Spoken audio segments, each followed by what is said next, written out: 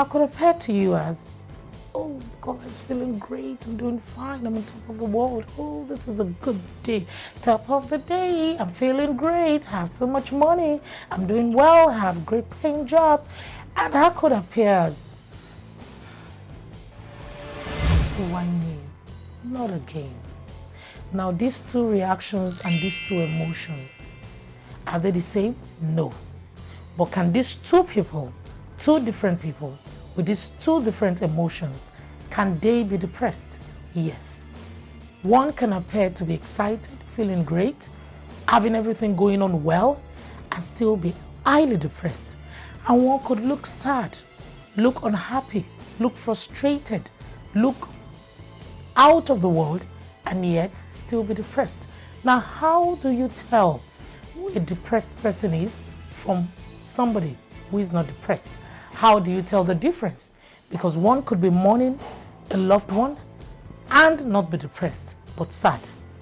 And one could have the best paying job, could have everything going on for them, and yet be depressed.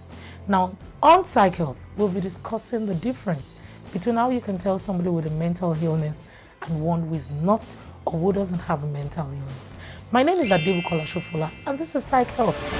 How do you identify depression? What is depression? Depression in the places of work, depression in the family. How do you identify people who have this around you, in the community, in our places of work, in the family? How do we recognize them? Depression is a mental illness that has to do with shifting of the mood. Sometimes it could be mood could be totally towards the very happy angle. Sometimes it could be towards the very sad angle. But depression is not depression when one feels sad for a few days. According to DSM-5, depression or feeling sad, losing appetite, losing interest in what you love doing, always being moody, these are all symptoms of depression, but it has to be, you have to feel this way for at least 2 weeks or 14 days to be certified has been depressed.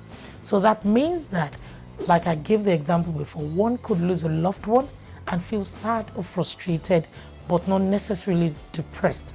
Depression is more than that. For example, I said it earlier, when you love to swim, you love to eat or go out with friends, you love to go to the movies, and suddenly all these things stop becoming fun for you. You suddenly start becoming moody. You become dry when you crack jokes. Somebody who used to be very funny, and then you crack jokes and people look at you and say, what is she saying? And you feel this emptiness in you. You feel like you have to do a lot of things to get approval from people. You feel empty when you're around people. You feel that there's no value in you.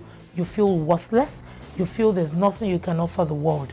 Now you can, when this goes on for the period of 2 weeks or 14 days the most, you could be satisfied as somebody who is depressed. Now let's use an example of a places of work.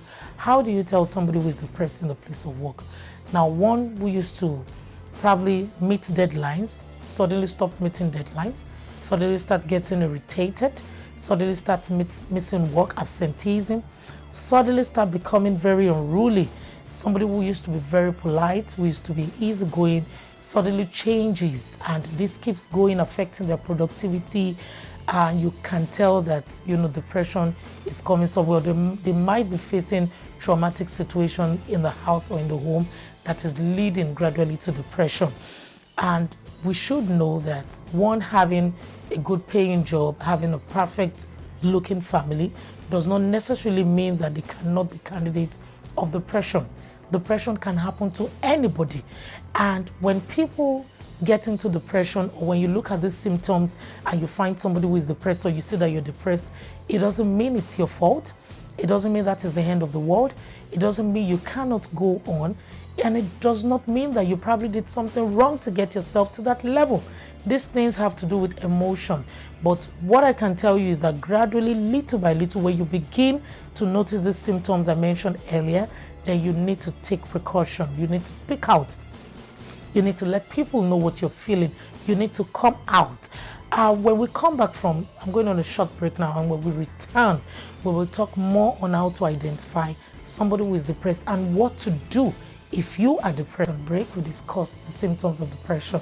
And let me roll over it again, being when you see the symptoms in somebody, or when you experience the symptoms, you're likely to be depressed.